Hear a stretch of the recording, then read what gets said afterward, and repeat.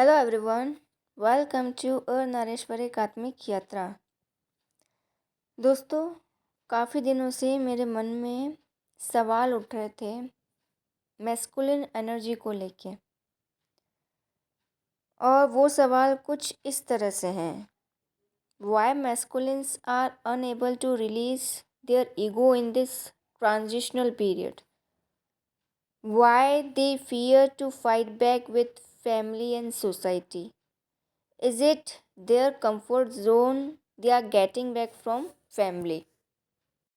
और ये सवाल मैंने सोनामून चैनल की लाइव स्ट्रीमिंग पर भी पूछा था, और उन सिस्टर ने काफ़ी अच्छा एक्सप्लेन भी किया। एट एंड जो तर्क है यही निकल के आया कि मैस्कुलिन्स की जो प्रोग्रामिंग की ग्रिप होती है वो इतनी स्ट्रॉन्ग होती है कि जैसे 2020 में जो अर्थ स्प्लिट हुई, टाइमलाइन चेंज हुई, मास अवेकनिंग्स हुई, इतनी तादाद में कुंडलिनी एक्टिवेशन हुआ, इतने लोगों का, इतनी स्ट्रॉन्ग कॉस्मिक एनर्जीज का अर्थ की तरफ फ्लो होना, तो उस ट्रांजिशनल पीरियड में तो इतना सब होने पर भी कुछ खास इम्पैक्ट मैस्कुलिन्स की एनर्जी में क्यों दिखने को नहीं मिल रहा है अभी भी।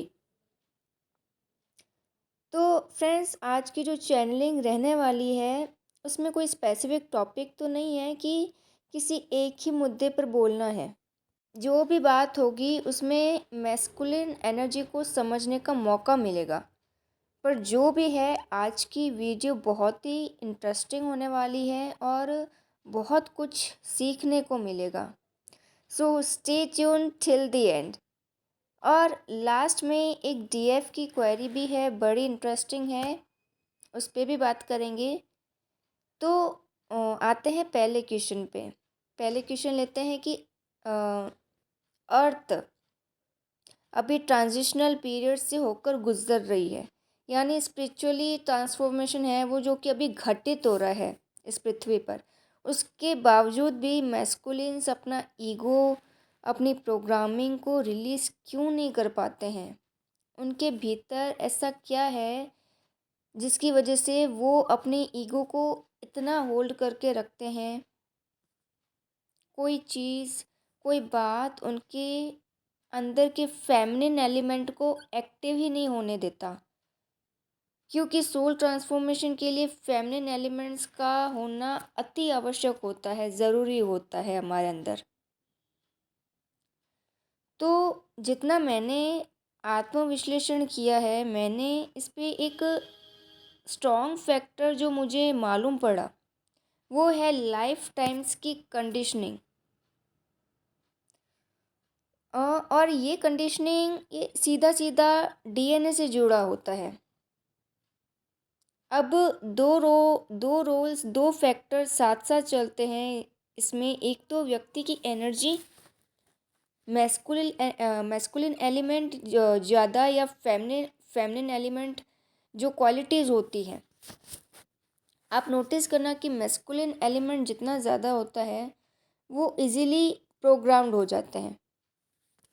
और अगर व्यक्ति का डीएनए भी ऐसा है कि विरासत में उसे कंडीशनिंग मिली है एंसेस्टर्स के ज़रिए, करप्ट कंडीशनिंग पैटर्न्स के फॉर्म में, और ऊपर से उसका ईगो, लॉजिकल क्वालिटी ज़्यादा है, तो उस व्यक्ति पे कॉस्मिक एनर्जीज़ का जो युग परिवर्तन धीरे धीरे हो रहा है उसका 1% भी प्रभाव नहीं पड़ेगा।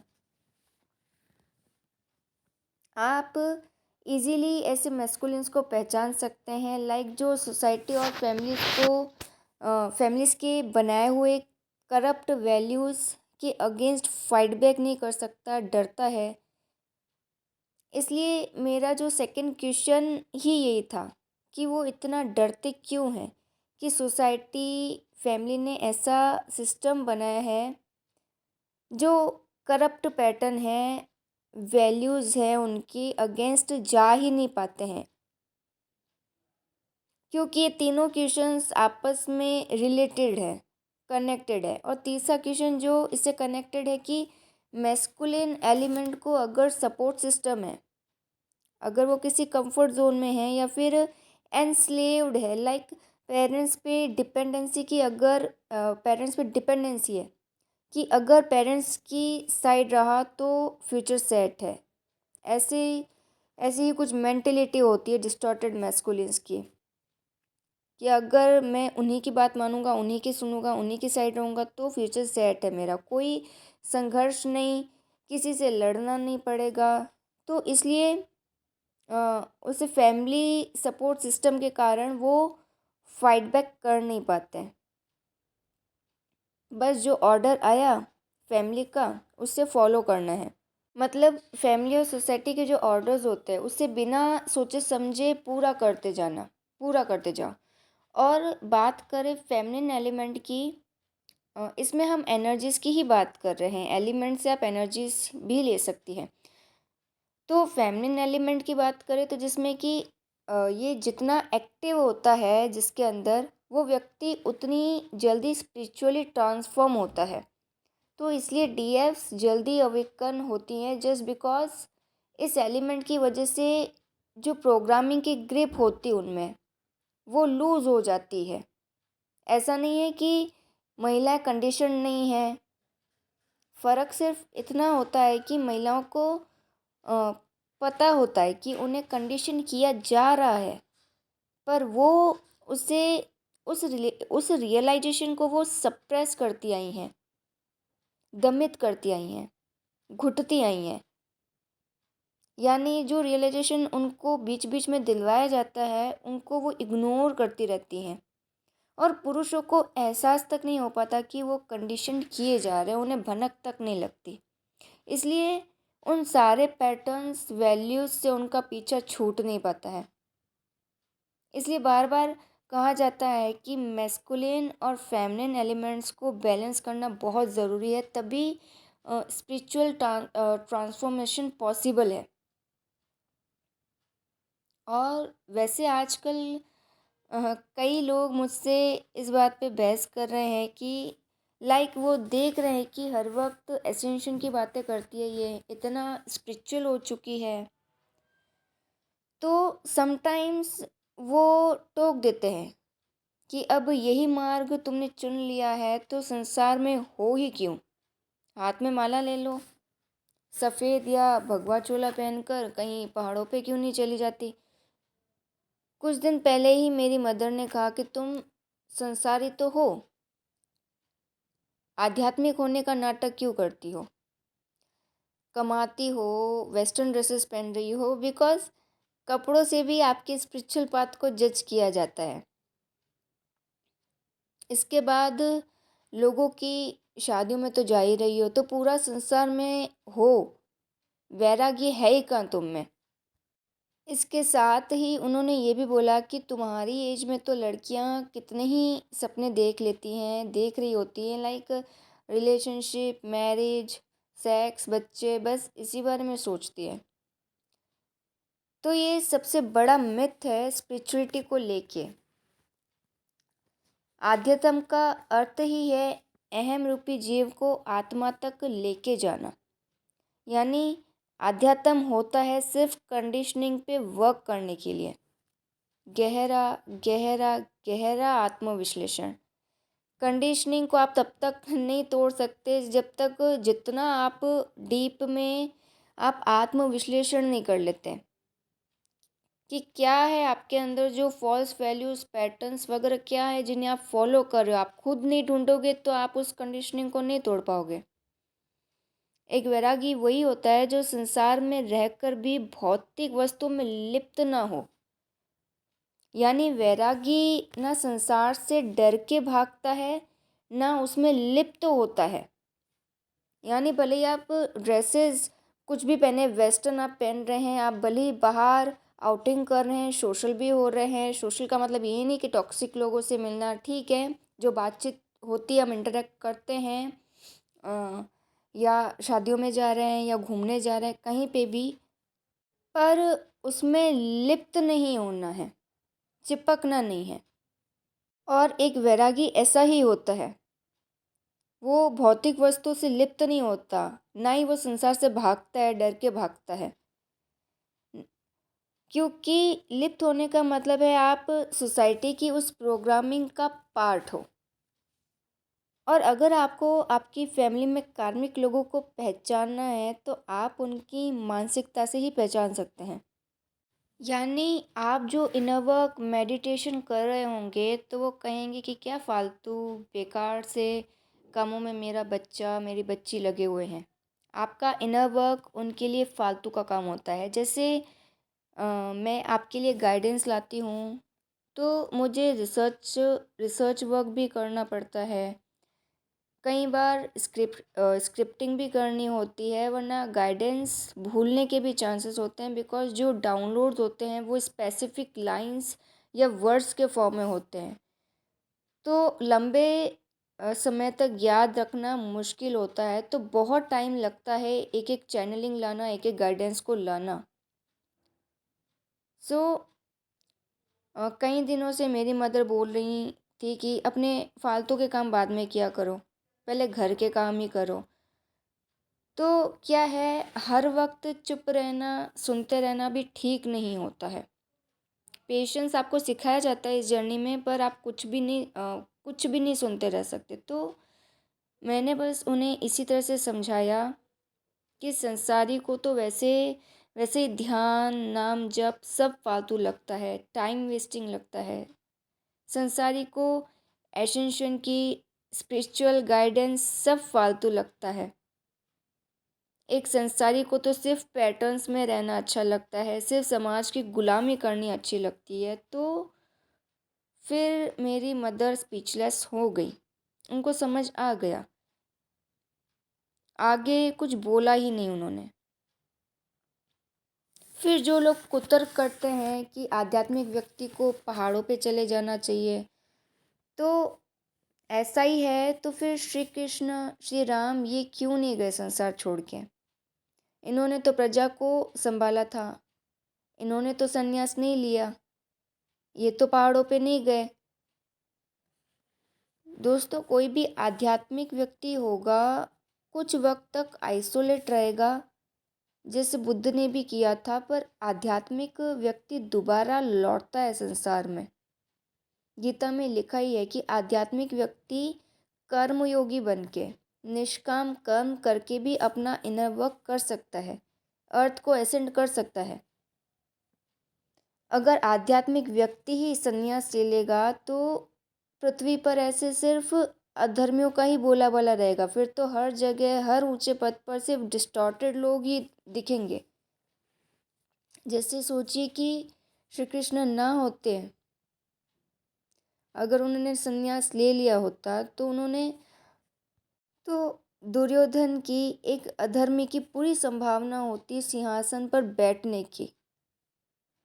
और अगर दुर्योधन जैसे लोग राज करने लग गए इस समाज में तो कैसा समाज बनाएंगे वो लोग, आप खुद सोचिए। तो दुर्योधन जैसे लोग इस समाज पे राज ना करें, अधर्म ना फैलाए, तो उसके लिए श्री कृष्ण का भी संसार में रहना बहुत ज़रूरी है। आप समझ रहे हैं ना मैं क्या कहने की कोशिश कर रही हूँ, कि आपको ये एसेंशियल जर्नी क्यों दी गई है, आपको डिस्टॉर्टेड कार्मिक लोगों के बीच में क्यों रखा गया है। अगर आध्यात्मिक व्यक्ति ही समाज छोड़ के चला जाए तो अधर्मियों की कितनी तादाद बढ़ जाएगी, इसका अंदाज़ा भी नहीं लगा सकते। हम जितने भी twin flames, light worker, star seeds हैं, हमें क्यों अधर्मियों के बीच रखा गया है? ताकि समाज को, पृथ्वी को इनसे बचा सके, इनके कुकर्मों से बचा सके, इनकी मानसिकता से बचा सके। और फ्रेंड्स, ये जितने भी लोग हैं जिन पे युग परिवर्तन का इस ट्रांजिशनल पीरियड का असर ही नहीं दिख रहा है, तो उन सब में मैस्कुलिन एलिमेंट कहीं ज़्यादा है। जो जितना मैस्कुलिन एलिमेंट में रहता है वो उतना ही इग्नोरेंस में भी रहता है, परम सत्य से दूर भागता है, सोर्स से दूर भागता है। और ये इग्नोरेंस ही उनको कर्मा के फॉर्म में मिल रही है। अब जैसे आम लोग होते हैं वो स्पिरिचुअलिटी के नाम पे सिर्फ कर्मकांड, रिचुअल्स, जो प्रथाएं होती है, ऊपर ऊपर की जो पूजा पाठ होती है, लाइक मंदिर जाना, फूल अर्पण करना, तो इस तरह की प्रेयर्स को भक्ति में नहीं गिना जाता। जबकि संसारिक का पूजा पाठ ही ऐसा होता है, चाहे घर पे करे या मंदिर में, रिटर्न में कुछ ना कुछ तो मांगेंगे ज़रूर कि भगवान ये मनोकामना पूरी करो तो आपके उस वाले मंदिर में चढ़ावा दे दूँगा या नंगे पैर मंदिर आऊँगा। तो इस तरह की प्रार्थना पूजा पाठ भक्ति में नहीं गिनी जाती है। अगर आप भी सिर्फ ऊपर ऊपर से मेडिटेशन कर रहे हैं, लोगों को बता रहे हैं कि हाँ भाई आप ध्यान करते हैं, आप योग करते हैं, पर अपने अंदर के डिस्टॉर्शन को साधा ही नहीं, कंडीशनिंग को साधा ही नहीं, तो आपका मेडिटेशन भी एक दिखावा ही है। तो अब कपड़ों पे आ जाते हैं। जैसे कपड़ों को लेके मेरी मदर ने कमेंट किया था, टीज़ किया था कि हाँ भाई तुम तो वेस्टर्न ड्रेसेस पहन रही हो तो तुम तो संसार में हो। तो अब कपड़ों पे आ जाते हैं। जैसे एक संत का वीडियो सोशल मीडिया पे मैंने देखा था। वैसे काफ़ी चर्चित है, वो चेहरा पॉपुलर है। तो अटायर वही है उनका कि फॉरहेड पे चंदन का लेप करना, गले में माला पहनना, भगवा चोला या सफ़ेद चोला, और एक लड़की से वो उम्र पूछते हैं। तो लड़की कहती है कि 24 साल की है और दुबली पतली है। तो अब वो संत ये सलाह देते हैं कि 24 की उम्र में तो व्यक्ति बहुत एक्टिव रहता है, बहुत ऊर्जा होती है उसमें।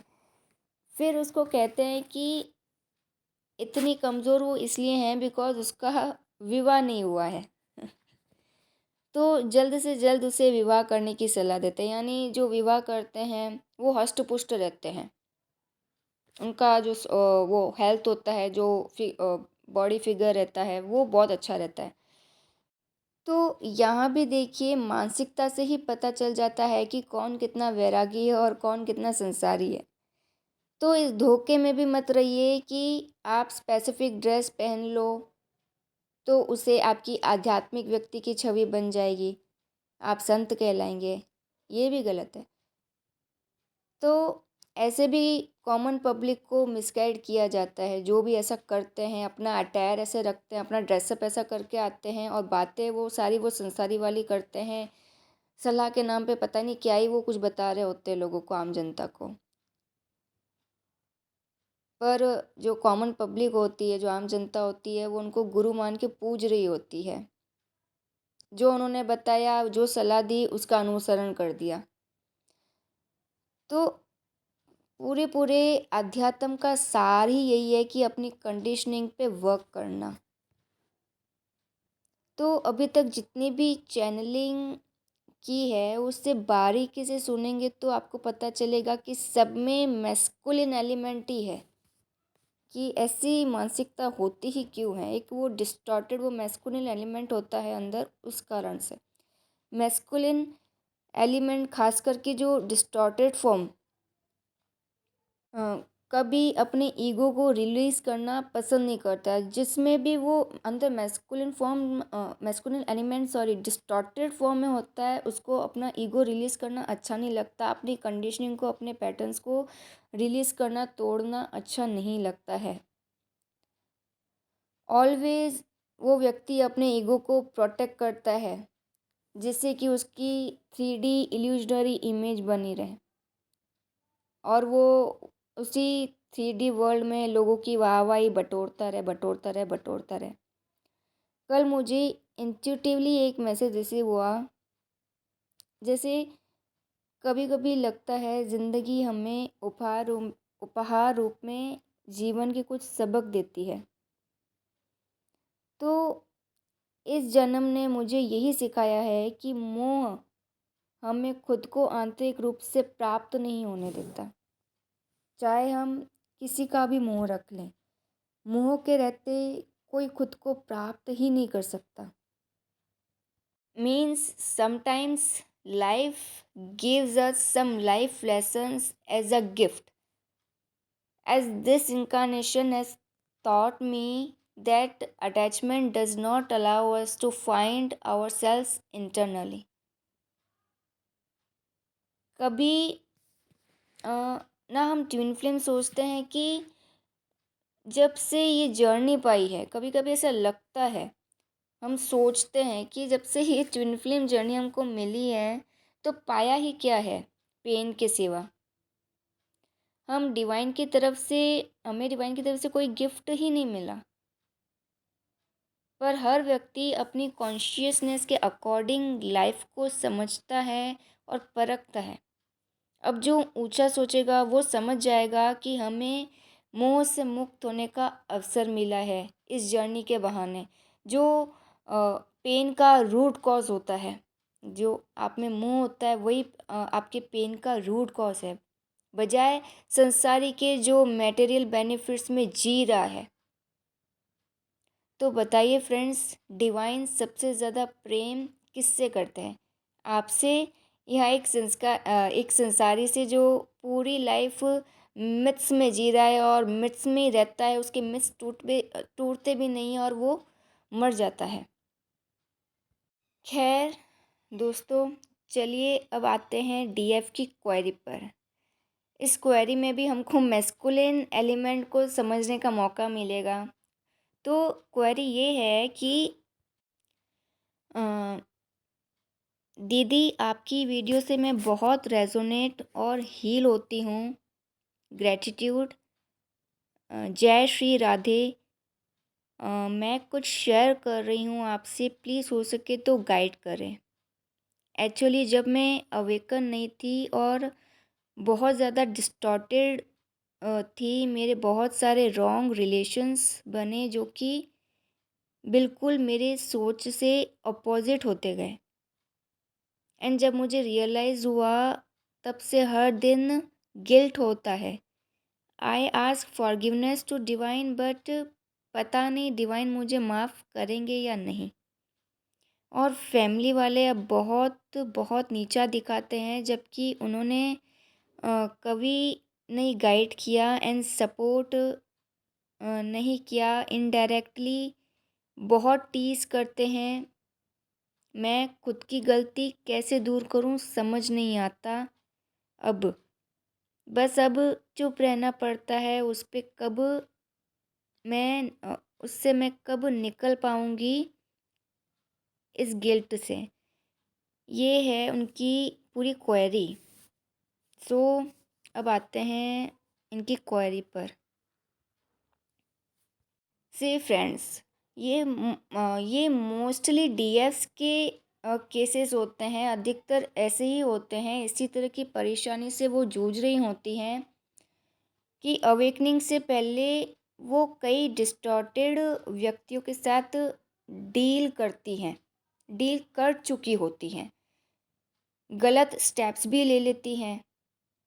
रीज़न इज़ कि हम जन्म से इस जर्नी में होते हैं।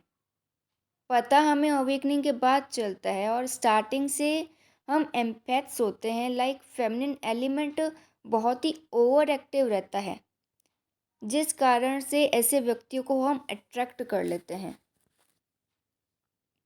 हमारे अंदर डिस्टॉर्शन हमारा ओवर एक्टिव एलिमेंट ही रहता है, चाहे वो मैस्कुलिन हो या फेमिनिन हो। दोनों ही एलिमेंट अगर ओवर एक्टिव होंगे तो वो डिस्टॉर्शन का ही काम करेगा। ऊपर से कंडीशनिंग भी रोल प्ले करती है कि हमें किस किस तरीके से संस्कारित किया गया है। क्या क्या वो होता है ना कि जो बचपन से लेकर एडल्टहुड तक हमारे माइंड में क्या क्या सामग्री डाल दी गई अबाउट जेंडर्स के बारे में हमें क्या क्या बताया गया है कि पुरुष ऐसे होते हैं, महिला ऐसे होती है, उनका रोल ये है सोसाइटी में। तो व्यक्ति रॉन्ग चॉइसेस ही करेगा अगर कंडीशनिंग रोल प्ले कर रही है। तो अब आप अपने पास्ट को तो चेंज कर नहीं सकते, ना ही उस व्यक्ति को, फैमिली को, सोसाइटी को ब्लेम कर सकते हैं। आप डायरेक्टली कर नहीं सकते क्योंकि वो खुद भी प्रोग्राम्ड है, पर उनको पता नहीं होता है।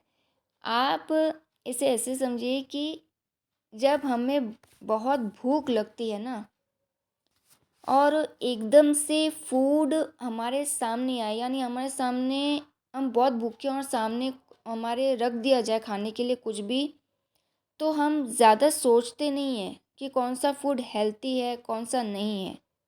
चांसेस यही होते हैं कि अपनी भूख को शांत करने के लिए कुछ गलत अनहेल्दी खा ही लेते हैं,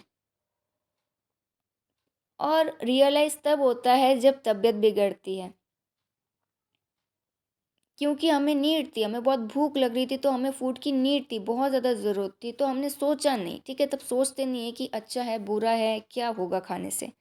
सेम रिलेशनशिप्स में हो रहा है आजकल कि सामने जो व्यक्ति आ रहा है सबको डेट किए चले जा रहे हैं, बिकॉज हमारे अंदर खुद के लिए ही सेल्फ लव नहीं है। क्रेविंग तब होती है बाहरी व्यक्ति की जब सेल्फ लव कम हो जाता है।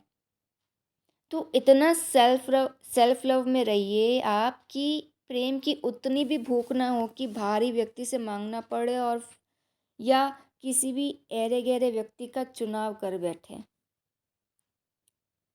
अब फॉरगिवनेस ये सोच के कीजिए कि आपको तो कंडीशनिंग का पता भी नहीं था, तो इससे आपका गिल्ट भी रिलीज़ हो जाएगा। और फैमिली इशू है तो सारी फैमिलीज़ के साथ ये प्रॉब्लम रहती ही है कि अपने ईगो को सेटिस्फाई करने के लिए या डोमिनेशन के थ्रू अपनी फॉल्स पावर को शो करने के लिए वो ऐसा करते हैं, यानी टीज करते हैं, नीचा दिखाएंगे आप लोगों को, वो डोमिनेट कर रहे हैं। और वो कार्मिक हैं, एंड कार्मिक से आप अच्छे बर्ताव की उम्मीद करके अपना पेन खुद ही क्रिएट करते हैं, यानी बेकार ही है। आप कार्मिक से एक्सपेक्ट कर रहे हैं कि वो एम्पैथ बन जाए, वो आपकी तरह बन जाए। मत भूलिए कि आपके आसपास अधर्मी लोग हैं। आप सोचेंगे कि कैसे फैमिली अधर्मी हो सकती है, तो एक बार आप उनसे वो कंट्रोलिंग पावर छीन लीजिए। इतना भयानक, इतना खूंखार चेहरा देखने को मिलेगा फैमिली का कि आप सोच भी नहीं सकते।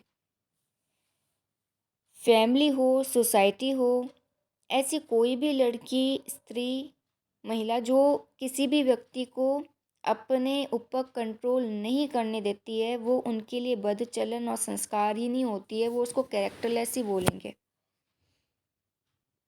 फैमिली, सोसाइटी टीज इसलिए ही करती हैं ताकि वो कंट्रोल बना रहे उनका आप पर, उनका डोमिनेशन बना रहे आप पर, वो आपको दबाते रहें, वो आपको अपने कंट्रोल में रखें, वो आपको गुलाम बना के ही रखें, इसलिए ऐसा करते हैं।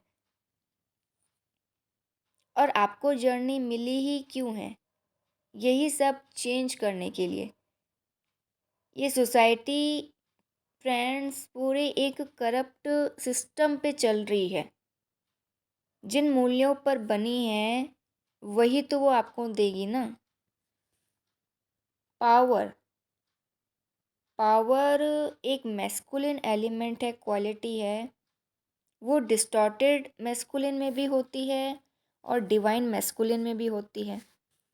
फ़र्क इतना है कि डिवाइन मैस्कुलिन फेमिनिन एलिमेंट को प्रोटेक्ट करने के लिए पावर शो करता है, जैसे शिव ने सती को प्रोटेक्ट करने के लिए शो किया था। और डिस्टॉर्टेड मैस्कुलिन उस पावर का इस्तेमाल डोमिनेशन के लिए करता है कि सामने लड़की है, स्त्री है, मुझसे वीक है, तो उसे अपने पैरों के नीचे ही रखना है। और सिर्फ पुरुष ही नहीं, घर की अधिकांश महिलाएं भी ऐसी ही होती है।